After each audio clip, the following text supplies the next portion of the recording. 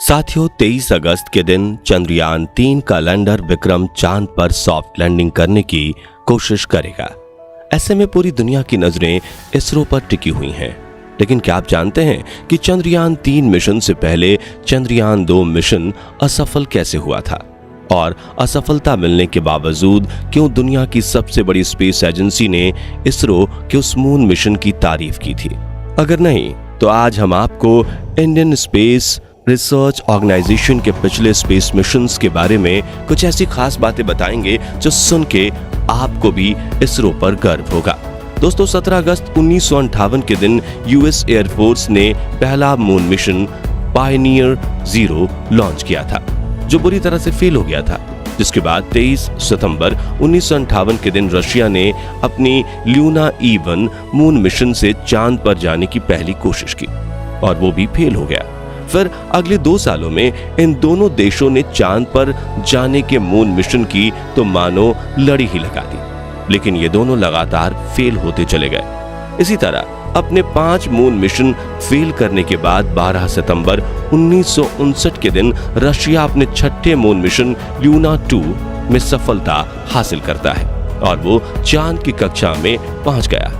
लेकिन नासा अभी भी इस काबिल नहीं हो पाया था और नासा को 2-4 ही नहीं बल्कि अपने 12वें मून मिशन रेंजर स्पेसक्राफ्ट में 28 जुलाई 1964 के दिन सफलता मिली थी।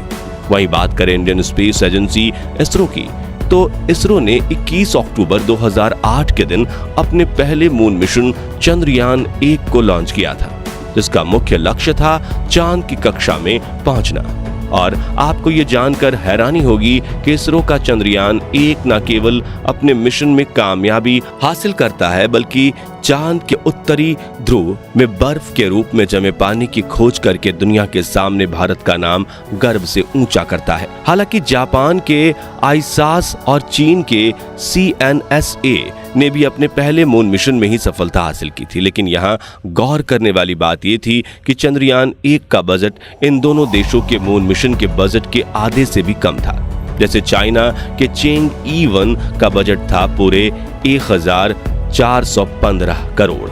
वहीं चंद्रयान 1 के मिशन को इसरो ने केवल 386 करोड़ रुपए में अंजाम दिया था।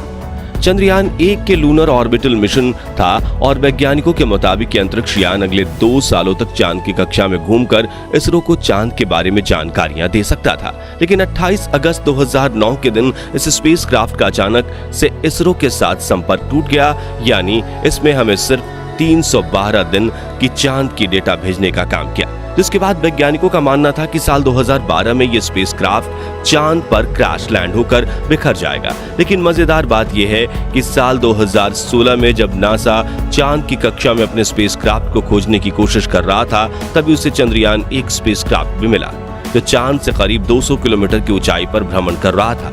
हालांकि इसरो का चंद्रयान 1 से संपर्क कैसे टूटा था, इसका जवाब आज तक नहीं मिल पाया। लेकिन जरा सोचिए, 2 साल के मिशन के हिसाब से बनाया गया स्पेसक्राफ्ट 8 साल बाद भी सही से काम करते हुए अपनी कक्षा से घूम रहा था, तो इससे अच्छी बात क्या हो सकती है? दोस्तों, साल 2009 में चंद्रयान 1 के साथ संपर्क टूटने के बाद इसरो यही नहीं रुका, बल्कि उसने अपने दूसरे स्पेस मिशन मंगलयान पर पूरे जी जान से काम करना जारी रखा और अगले 4 साल तक कड़ी मेहनत करके 5 नवंबर 2013 के दिन इसरो ने मंगलयान को लॉन्च किया। हालांकि इस दौरान भी इसरो के पास अपने मंगल मिशन के लिए कुछ खास बजट नहीं था, लेकिन फिर भी इसरो के वैज्ञानिक पैसों की कमी को अपनी कमजोरी नहीं बल्कि ताकत बनाते हैं और इसी ताकत के चलते उन्होंने मंगल पर जाने का अंडाकार रास्ता खोज निकाला। इस एलिप्टिकल पाथ में मंगलयान पृथ्वी के चक्कर लगाते हुए धीरे धीरे पृथ्वी से दूर होता चला गया और सही समय पर इंजन थ्रस्ट करके पृथ्वी की गुरुत्वाकर्षण सीमा से बाहर निकलकर मंगल के पास पहुंचा और धीरे धीरे करके मंगल ग्रह के ऑर्बिट में प्रवेश कर गया। साथियों, आपको बता दें कि यह बिल्कुल नामुमकिन मिशन था, क्योंकि इससे पहले किसी भी देश की स्पेस एजेंसी पहले प्रयास में मंगल ग्रह की कक्षा तक नहीं पहुंच पाई थी। लेकिन इसरो ने इस नामुमकिन मिशन को मुमकिन करके दिखाया। जिसके 13 दिन बाद अमेरिकी स्पेस एजेंसी नासा ने भी अपने मार्स ऑर्बिटर मेवेन स्पेसक्राफ्ट को लॉन्च किया था। लेकिन आपको ये जानकर हैरानी होगी कि जहां मेवेन मिशन का बजट पूरे 6000 करोड़ रुपए था, वहीं मंगलयान का बजट सिर्फ 450 करोड़ रुपए था। इस दूसरे मिशन की कामयाबी से पूरी दुनिया ये बात समझ चुकी थी कि इसरो को कम बजट में मिशन पूरा करना आता है और कई बड़े स्पेस प्रोजेक्ट्स इसरो की राह देख रहे थे। लेकिन हर प्रोजेक्ट सिर्फ ऑर्बिटल नहीं होता और इसरो को ये बात पता थी। अगर भारत को स्पेस प्रोजेक्ट चाहिए तो हमें सॉफ्ट लैंडिंग करने वाले प्रोजेक्ट्स में भी सफलता हासिल करनी पड़ेगी। सॉफ्ट या सेफ लैंडिंग करने किसी सपने के साथ शुरू हुआ चंद्रयान 2 प्रोजेक्ट, जिसमें इसरो का सबसे बड़ा लक्ष्य था चांद की सतह पर सही सलामत लैंडिंग करना और रिसर्च करना। अपने इस प्रोजेक्ट के लिए इसरो ने कई साल बिना रुके मेहनत की और 22 जुलाई 2019 के दिन इसरो ने अपने चंद्रयान 2 स्पेसक्राफ्ट को चांद की तरफ रवाना कर दिया। बता दें कि इस प्रोजेक्ट में भी बजट की कमी और इलेक्ट्रिकल पाथ में निपुणता को ध्यान में रखते हुए इसरो ने चंद्रयान 2 के लिए भी अंडाकार रास्ता चुना था। इस रास्ते पर सही सलामत आगे बढ़ते हुए चंद्रयान 2 करीब 42 दिनों के लंबे सफर के बाद 1 सितंबर के दिन चांद की ऑर्बिट में पहुंच चुका था। फिर 2 सितंबर के दिन चंद्रयान 2 का विक्रम लैंडर अपने ऑर्बिटर से अलग हुआ और चांद के दक्षिणी ध्रुव में लैंडिंग करने के लिए आगे बढ़ा। विक्रम लैंडर का मुख्य लक्ष्य था चांद की सतह पर सॉफ्ट लैंडिंग करना और प्रज्ञान रोवर को बाहर निकालकर चांद की डीप स्टडी करना। साथियों, आज तक सिर्फ अमेरिका, रशिया और चीन ही चांद पर सॉफ्ट लैंडिंग कर पाए हैं, लेकिन इन सभी ने चांद के उत्तरी ध्रुव में लैंडिंग की थी, जहां लैंडिंग करना साउथ पोल के मुकाबले काफी आसान है, क्योंकि चांद के साउथ पोल में 2 सेंटीमीटर से लेकर 2500 किलोमीटर तक के बड़े बड़े गड्ढे हैं। सतह काफी ज्यादा उबड़ खाबड़ है, चारों तरफ छोटे छोटे पत्थर हैं और सूरज की रोशनी ना पहुंचने की वजह से दक्षिणी ध्रुव से काफी हिस्सों में अंधेरा रहता है। ऐसे में यह लैंडिंग इसरो के लिए बड़ी चुनौती थी। अब अपने ऑर्बिटर से अलग होने के बाद विक्रम लैंडर धीरे धीरे चांद की सतह की ओर बढ़ रहा था और सब कुछ सही जा रहा था। लेकिन 7 सितंबर के दिन चांद की सतह से महज 2 किलोमीटर की ऊंचाई पर इसरो का विक्रम लैंडर के साथ संपर्क टूट जाता है और वो हमारे कंट्रोल से बाहर निकलकर एकाएक चांद की सतह पर जा गिरता है। इस हार्ड लैंडिंग की वजह से विक्रम लैंडर के कई हिस्से टूट जाते हैं और हमारा मून लैंडिंग मिशन फेल हो जाता है। हालांकि क्रैश लैंडिंग के दौरान हमें विक्रम लैंडर के बारे में कुछ भी पता नहीं चल रहा था, लेकिन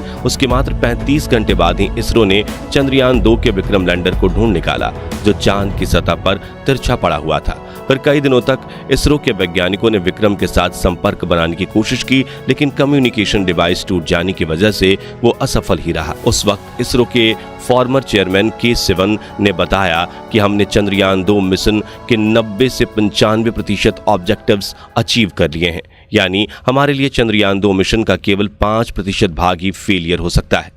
लेकिन इस क्रैश लैंडिंग के जरिए हमने काफी कुछ सीखा और भविष्य में हम अपनी इसी सीख को आधार बनाकर फिर से चांद पर जाने की कोशिश करेंगे।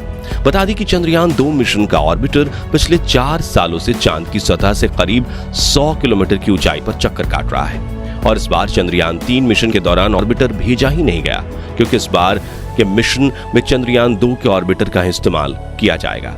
इसके अलावा पिछले 4 सालों में नासा ने चंद्रयान 3 के विक्रम लैंडर में भी वो सभी जरूरी बदलाव किए, जिसकी वजह से चंद्रयान 2 का विक्रम लैंडर लैंडिंग करने में फेल हुआ था। यानी इस बार चंद्रयान 3 के सफल होने के चांसेस काफी ज्यादा मालूम पड़ते हैं और ये सफल भी होगा, ऐसी उम्मीद है। और हमेशा की तरह इसरो ने अपने इस मिशन में दुनिया की सभी स्पेस एजेंसी के मून मिशन से यानी बहुत कम सिर्फ 615 करोड़ रुपए खर्च किए हैं। साथियों, उम्मीद करते हैं कि इस वीडियो को देखने के बाद आपको भी इसरो के लिए सम्मान बड़ा होगा और इस पर गर्व होगा।